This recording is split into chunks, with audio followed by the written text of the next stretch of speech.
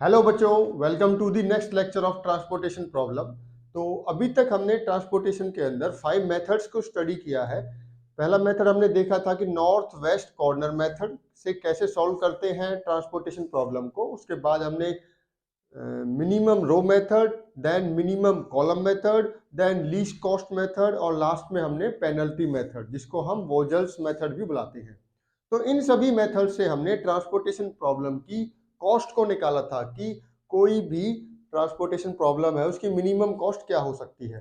इस लेक्चर में हम देखेंगे कि जो कॉस्ट हमने निकाली है क्या वो ऑप्टिमम है, क्या वो सॉल्यूशन ऑप्टिमम है या उससे भी बेटर कोई सॉल्यूशन हो सकता है। क्वेश्चन इस टाइप से आता है, आपको कोई प्रॉब्लम दे दी जाएगी, आपसे बोला जाएगा कि जो ये सॉल्यूशन आया है, मान लीजिए कोई वोजल्स अप्रोक्सीमेशन मेथड से आपको कोई प्रॉब्लम सॉल्व करनी है। सॉल्व करने के बाद आपको ये बताना है कि जो सॉल्यूशन आया है वोजल्स मेथड से क्या वो ऑप्टिमम है या नहीं। तो इसे बताने के लिए हमारे पास दो मेथड्स होते हैं, Modi method and stepping stone method. तो इस लेक्चर में हम मोदी मेथड को कवर करेंगे, जिसका मतलब होता है मॉडिफाइड डिस्ट्रीब्यूशन मेथड। तो ये ऑप्टिमैलिटी टेस्ट करने का एक मेथड होता है। क्या चेक करते हैं, जो सॉल्यूशन आया है निकल के किसी मेथड से क्या वो ऑप्टिमम है या उससे भी कोई बेटर सॉल्यूशन हो सकता है, वो हमें मोदी मेथड बताएगा। तो देखिए, एक वही प्रॉब्लम लेते हैं प्रीवियस लेक्चर वाली। तो ये प्रॉब्लम हमने वोजल्स मेथड से सॉल्व किया था और ये एलोकेशंस हमारी आई थी 1 5 6 3 1 1। प्रीवियस लेक्चर में हम इसे कर चुके हैं। तो इसे करने के बाद हमने कॉस्ट को कैलकुलेट किया था। तो हमारी कॉस्ट क्या आई थी, कॉस्ट आई थी हमारी 102 रुपीज। ठीक है, ये प्रॉब्लम थी। प्रॉब्लम को हमने पेनल्टी मेथड या वोजल्स मेथड से हमने सॉल्व किया था प्रीवियस लेक्चर में और हमारी ये वैल्यूज आई थी 1 5 6 3 1 1। ये एलोकेशंस आई थी। अब मुझे ये बताना है क्या ये मेरा सॉल्यूशन ऑप्टिमम है या नहीं। तो वो मैं बताऊंगा मोदी मेथड से। तो सबसे पहले एक कंडीशन होती है, condition to check optimality, to check optimality.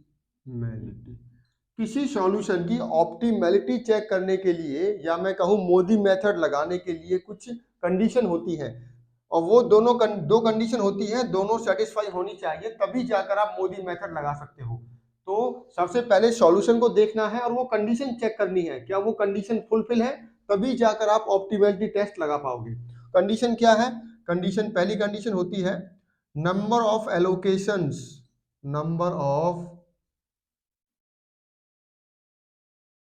Allocation should be equal to m plus n minus 1। जो सॉल्यूशन के अंदर एलोकेशंस आई हैं वो किसके बराबर होनी चाहिए, m प्लस n माइनस 1। जहां पर m क्या होता है, नंबर ऑफ रोज, n क्या होता है, नंबर ऑफ कॉलम। मैं लिख देता हूं यहां पर m का मतलब है नंबर ऑफ रोज, n का मतलब है नंबर ऑफ कॉलम्स। ठीक है, नेक्स्ट कंडीशन क्या होती है, जो ये एलोकेशंस आई है वो सभी इंडिपेंडेंट पोजीशन पे होनी चाहिए। ठीक है, all allocations, all allocations should be in independent position, in dependent position. देखिए, अब दोनों को चेक करते हैं कि क्या ये दोनों कंडीशन मेरे ये इस वाले सॉल्यूशन में फुलफिल है या नहीं। देखिए, नंबर ऑफ एलोकेशंस काउंट कीजिए, कितने एलोकेशंस है, 1 2 3 4 5 6। इसका मतलब मेरी नंबर ऑफ एलोकेशंस कितनी है इस सॉल्यूशन में, नंबर ऑफ एलोकेशंस कितनी है, 3 and 3 6। अब चेक कीजिए क्या ये m प्लस n माइनस 1 के बराबर है। m कितना है यहाँ पर, m मतलब है रो, रो कितनी है 1 2 3, 3 रोज हैं। कॉलम कितने हैं 1 2 3 एंड 4, 4 कॉलम है मेरे पास, माइनस 1 कितना आया 6। इसका मतलब नंबर ऑफ एलोकेशंस और m प्लस n माइनस 1 दोनों ही कितने हैं 6। तो पहली कंडीशन क्या हो गई, फुलफिल। दूसरी कंडीशन देखिए, क्या क्या ये सभी इंडिपेंडेंट है, बिल्कुल। कोई किसी पे डिपेंड नहीं कर रहा, they are all independent, they are all in independent position. तो मेरी दोनों कंडीशन फुलफिल है, इसका मतलब मैं इस प्रॉब्लम में, इस सॉल्यूशन में मोदी मेथड को लगा सकता हूं या ऑप्टिमैलिटी टेस्ट कर सकता हूं। तो समझ में आ गया कब करते हैं? अगर ये number of allocation less than होती, ठीक है, m+n-1 के, तो आप इसे नहीं लगा पाते, या इंडिपेंडेंट पोजीशन पर नहीं होती तो भी नहीं लग सकता था। अब मुझे पता लग गया है कि मोदी मेथड में लगा सकता हूं। अब मैं लगाऊंगा और आपको दिखाऊंगा क्या ये सॉल्यूशन ऑप्टिमम है या नहीं। चलिए,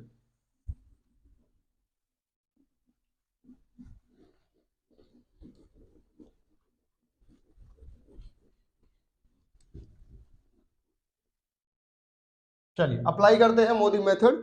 तो मोदी मेथड को अप्लाई करने के लिए सबसे पहले क्या करते हैं, मैट्रिक्स बनेंगी, मैट्रिक्स, ठीक है। तो सबसे पहले क्या है, स्टेप में करते हैं। पहला स्टेप क्या है, स्टेप 1। स्टेप 1 में है to make a matrix consist of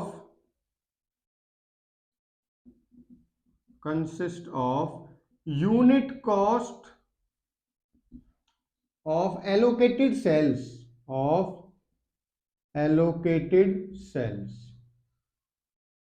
पहला स्टेप क्या है, आपको एक मैट्रिक्स बनानी है जिसके अंदर जो ये मेरी एलोकेटेड सेल्स है उनकी यूनिट कॉस्ट दिखे आपको बस। तो मैं मैट्रिक्स बना रहा हूं यहां पर।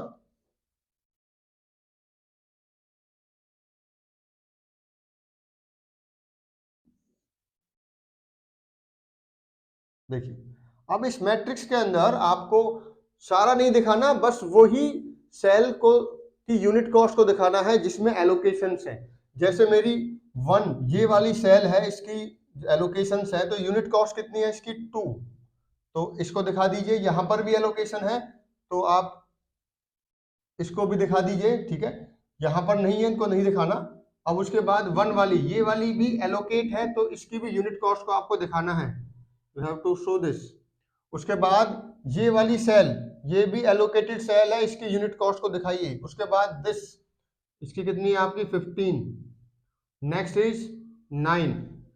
तो मैंने एक मैट्रिक्स बना दी है जिसके अंदर एलोकेटेड सेल्स की यूनिट कॉस्ट है। क्या है, जिसके अंदर एलोकेटेड सेल्स की यूनिट कॉस्ट है।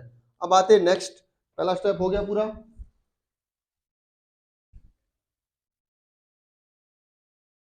देखिए, अब आते हैं step 2।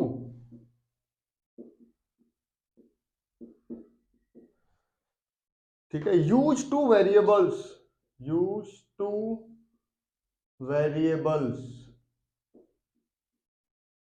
For source and destinations. देखिए, ये मेरे सोर्स हुआ करते थे और ये मेरी डेस्टिनेशन हुआ करती थी। तो मैं दो वेरिएबल्स यूज करूंगा, u एंड v, इसीलिए इस मेथड को uv मेथड भी बुलाते हैं, uv मेथड। तो मैं दो वेरिएबल लेने वाला हूं, मैं यहीं पर शो कर देता हूं वेरिएबल्स को। एक वेरिएबल हो गया मेरा u, तो u का मतलब u1, u2 एंड u3। ये वेरिएबल हो जाएगा v1, v2, v3 and v4। ठीक है, हो गया। ये वेरिएबल मैंने u में लिए हैं, ये वेरिएबल मैंने v में लिए हैं। ठीक है, उसके बाद क्या करना है आपको, जो ये इक्वेशन बनानी है, जैसे u1 प्लस v1 क्या हो जाएगा 2, ठीक है, and make equations and make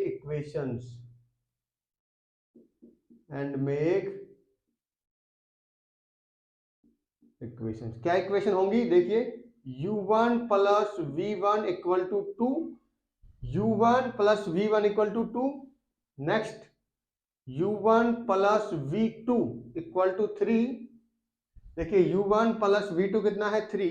उसके बाद u2 plus v4, u2 plus v4 equal to 1, then u3 plus v1 equal to 5, u3 plus v1 equal to 5, next u3 plus v3, u3 plus v3 equal to 15, next u3 plus v4, u3 plus V4 equal to 9।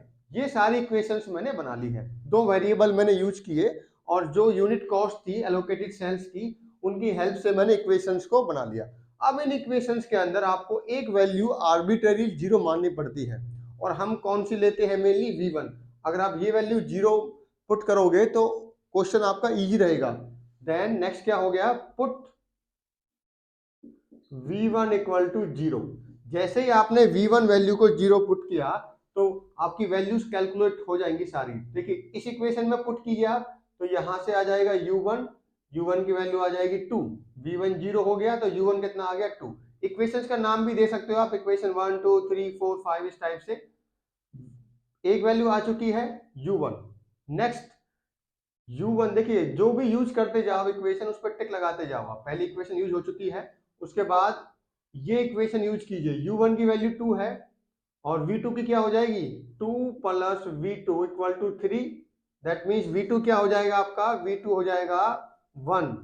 जब इस equation में आप U1 की value put करोगे तो V2 कितना आ जाएगा आपका 3 माइनस 2 इक्वल टू 1, तो V2 भी आ गया।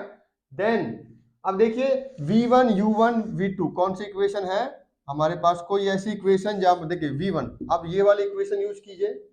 इस इक्वेशन में आपको दिखेगा U3 आ जाएगा आपके पास, U3 equal to 5 minus V1 that means 5, क्योंकि V1 0 है। U3 की वैल्यू भी आ गई आपकी, ठीक है। उस U3 की वैल्यू को यहां पर पुट कीजिए, V3 आ जाएगा आपका। तो V3 कितना आएगा, V3 इक्वल टू 15 माइनस 5, ये हो जाएगा 10। कितना हो जाएगा 10, V3 भी आ गया, ठीक है। U3 की यहां भी पुट कीजिए आप, तो V4 भी आ जाएगा आपका। V4 कितना आएगा, V4 equal to 9 minus U3 that means 9 minus 5 कितना हो गया 4, तो V4 भी आ गया। देखिए हमारे पास U1 की वैल्यू आ गई, V2 U3 दिस क्या बचा, ये इक्वेशन भी यूज कर ली। अब आइए U2 V4 है मेरे पास, तो U2 की वैल्यू आ जाएगी U2 equal to 1 minus 4 minus 3, क्या वैल्यू आ गई -3। अब मेरे पास सारे वेरिएबल्स की वैल्यू आ चुकी है, एक वैल्यू मैंने एज्यूम की थी और वैल्यूज मैंने कैलकुलेट की। 1 2 3 4 5 6 7, देखिए 7 वैल्यूज है, 4 एंड 3। अब आपको इन वैल्यूज को यूज करके अगली मैट्रिक्स बनानी है। Now we have to use these values and make the second table. तो यहां तक आपको नोट करना है, उसके बाद नेक्स्ट टेबल पे आते हैं। नेक्स्ट टेबल कैसे बनेगी, देखिए इसको रब करना पड़ेगा। नेक्स्ट टेबल इस टाइप से बनेगी, जो ये वैल्यूज आपकी आई थी, ठीक है, मैं यहीं पर कर रहा हूं इसे। नेक्स्ट टेबल इसी के अंदर बना लेते हैं हम। नेक्स्ट टेबल में क्या करना है आपको, in next table you have to use these values. तो V1 की वैल्यू क्या आई है मेरे पास, V1 की वैल्यू है 0, ओके।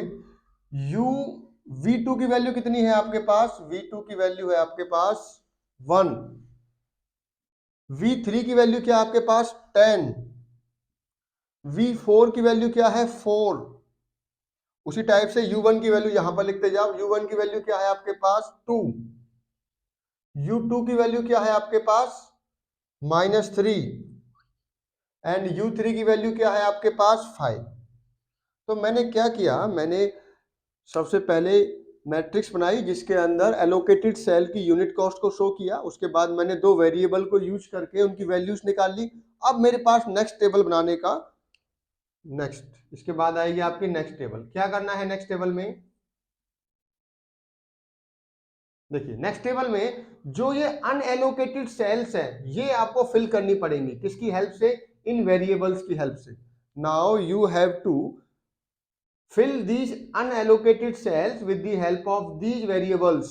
कैसे करेंगे, जैसे मान लीजिए ये फिल करनी है आपको, तो 2 प्लस 10 कितना हो जाएगा 12 हो गया। उसी टाइप से अगर ये पुट करनी है 2 प्लस 6 आपका कितना हो जाएगा 4, 2 प्लस 4 6 हो जाएगा। यहाँ पर उसी टाइप से -3 प्लस 0 कितना हो जाएगा -3। दैट मीन्स आपको ये सारी सेल्स एलोकेट करनी है। चलिए करते हैं, तो ये आपका आएगा इस टाइप से।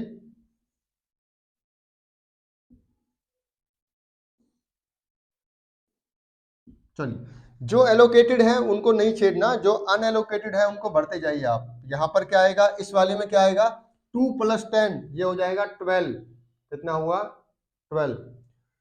2 प्लस 4 ये कितना हुआ 6, -3 प्लस 0 ये कितना हुआ -3। -3 + 1 कितना हुआ? -2। देखिए -3 + 1 -2, -3 + 10 ये कितना हुआ?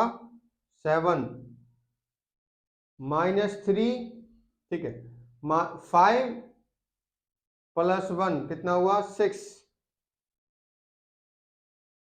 5 प्लस, बस ये हुआ आपका, ठीक है, ये हो चुकी है 1 2 3 4 5 6। देखिए ये वैल्यूज हमने कैसे कैलकुलेट की? ये वैल्यूज हमने कैलकुलेट की with the help of U and V. U and V की वैल्यूज मैंने यहाँ पर पुट की, जिससे मेरी सेकंड मैट्रिक्स आ गई। देखिए ये तो आपकी पहली मैट्रिक्स थी original matrix, original cost matrix. उसके बाद मैंने एक मैट्रिक्स और बनाई जिसके अंदर एलोकेटेड सेल्स की यूनिट कॉस्ट को शो किया। उसके बाद मैंने दो वेरिएबल को यूज किया, यू एंड वी को। यूज करने के बाद किसी एक वैल्यू, एक आर्बिट्ररी वैल्यू को 0 पुट किया, उसके बाद सारी वैल्यूज आ गई वेरिएबल्स की। अब इन वैल्यूज की हेल्प से मैंने अनएलोकेटेड सेल्स को फिल कर दिया। तो ये मेरे दो हो चुके हैं। अब आते हैं नेक्स्ट स्टेप पे। देखिए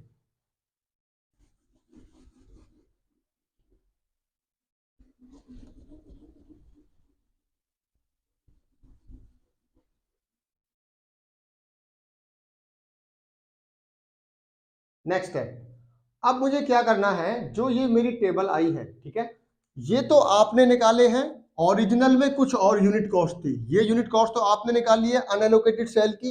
इसको सब्ट्रैक्ट कीजिए ओरिजिनल यूनिट कॉस्ट मैट्रिक्स से। तो यहां पर कितना था? 11। आपका कितना आ रहा? 12। दैट मीन्स ये और ये माइनस करोगे आप, उसी टाइप से 7 में से 6 माइनस करोगे। That means subtracting the values of matrix. देखो इसका नाम दे देते हैं, चलो इस मैट्रिक्स का नाम हो गया ए। ये हो गई आपकी मैट्रिक्स ए। इसका नाम दे दीजिए मैट्रिक्स बी। तो नेक्स्ट स्टेप क्या है? Subtracting the values of matrix B from the values of the original cost matrix. जो ओरिजिनल कॉस्ट मैट्रिक्स है उसकी वैल्यू और इनकी वैल्यूज को आपको माइनस करना है, ठीक है। तो चलिए नेक्स्ट क्या आएगा? सब्ट्रैक्टिंग। तो इसको ऊपर कर देते हैं हम। तो ये आपकी टेबल इस टाइप से बनेगी। तो नेक्स्ट स्टेप लिखना कैसे है? सब्ट्रैक्टिंग द वैल्यूज ऑफ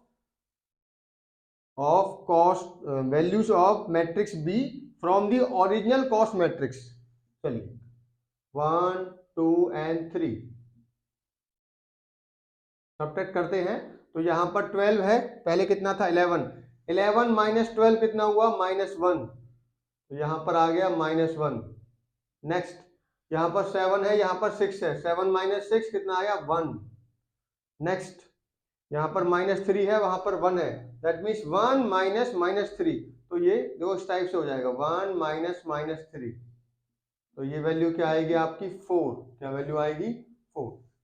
तो हम इसे डायरेक्ट 4 कर देते हैं यहाँ पर। क्या वैल्यू आ गई आपकी? That is 4। उसी टाइप से ये -2 है, यहाँ पर कितना था? 0। 0 माइनस -2 तो +2 हो जाएगा आपका ये +2। ये 7 है, यहाँ पर 6 है। 6 माइनस 7 कितना हुआ? -1। नेक्स्ट यहाँ पर 6 है, यहाँ पर 8 है। 8 माइनस 6 कितना हुआ? 2।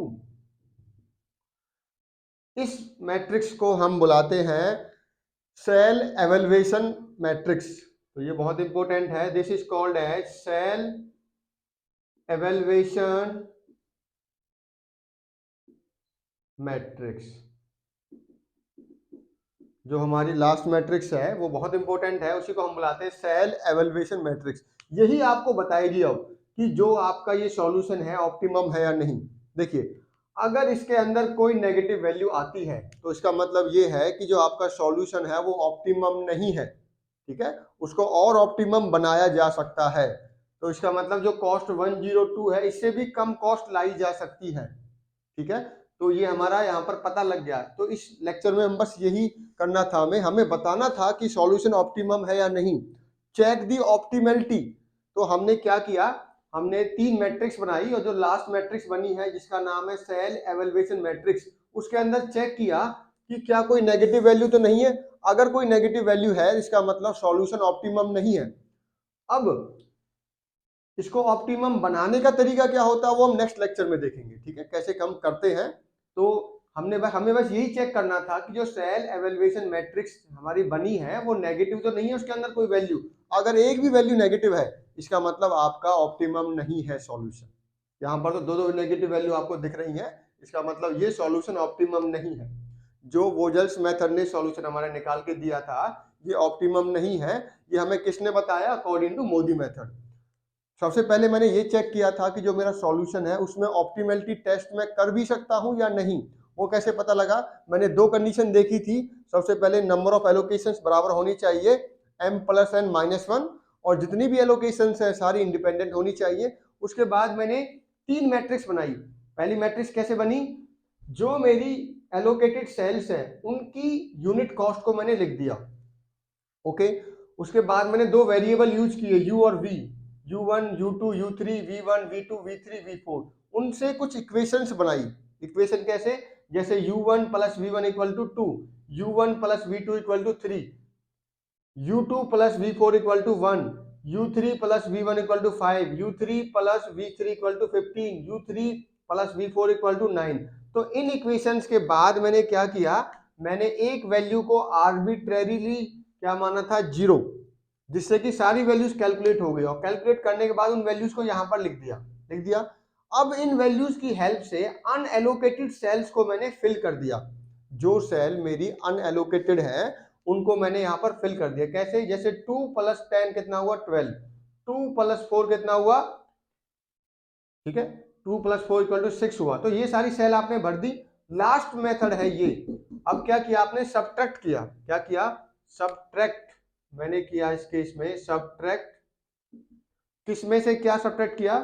Cos matrix, original cos matrix आपने किया। ओरिजिनल कॉस्ट मैट्रिक्स में से किसको घटाया? आपने किया minus values of matrix B. Matrix B जो ओरिजिनल कॉस्ट की मैट्रिक्स है अनएलोकेटेड सेल्स की, अनएलोकेटेड सेल वाली, उसको माइनस किया किससे? मैट्रिक्स बी से। तो क्या आया? यहाँ पर 11 है, यहाँ पर 12 है, तो 11 माइनस 12 कितना हुआ? -1। उसी टाइप से ये वैल्यू क्या होगी? यहाँ पर 7 है, यहाँ पर 6 है, तो 7 माइनस 6 कितना हुआ? 1। उसी टाइप से यहाँ पर कितना आएगा? देखिए यहाँ पर 1 है, यहाँ पर -3 है, 1 माइनस -3 कितना हुआ? +4। ये 0 माइनस -2 कितना हुआ? +2। उसी टाइप से 8 माइनस 6 कितना हुआ? 2। तो ये वैल्यू आई मेरी सेल, इस मैट्रिक्स को हम बुलाते हैं सेल एवेल्युएशन मैट्रिक्स।